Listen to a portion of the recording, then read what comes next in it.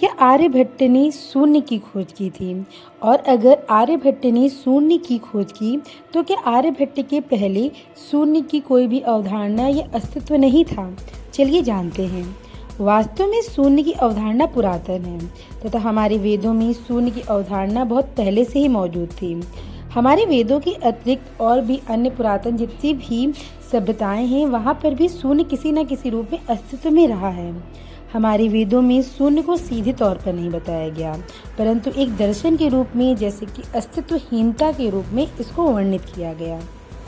आर्यभट्ट ने अपने गणित संबंधी सिद्धांत अपनी पुस्तक आर्यभट्टीयम में दिए, जहां उन्होंने शून्य का प्रयोग किया।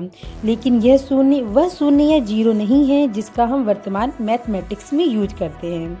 उन्होंने शून्य का प्रयोग अपने प्लेस सिस्टम थ्योरी में अंकों की स्थान यानी कि स्थायी मान के लिए किया था तथा श्लोकों के माध्यम से इनका वर्णन किया, जहां उन्होंने शून्य का प्रयोग किसी संख्या के रूप में नहीं वरन संख्या का प्लेस यानी कि इकाई, दहाई, सैकड़ा, हजार, 10,000 इत्यादि बताने के लिए किया। आगे चलकर शून्य को मैथमेटिक्स में एज ए नंबर प्रयोग करने का श्रेय जाता है ब्रह्मगुप्त जी को। इस प्रकार आर्यभट्ट ने शून्य की खोज नहीं की थी, वरन मैथमेटिक्स में जीरो की अवधारणा को एक आधार प्रदान किया था।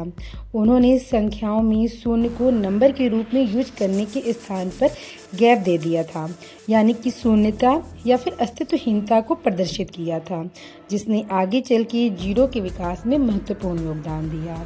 तो ये थी कहानी जीरो की, और इस तरीके से जो जीरो है, जीरो की खोज आर्यभट्ट जी ने नहीं की थी, बल्कि उन्होंने जीरो को एक आधार प्रदान किया था। उन्होंने जीरो को एक अस्तित्व प्रदान करने की कोशिश करी थी और उन्होंने शून्य के स्थान पर शून्यता को प्रदर्शित किया था। अगर आपको ऐसी वीडियो अच्छी लगी तो प्लीज़ चैनल को लाइक करेगा, सब्सक्राइब करेगा। धन्यवाद।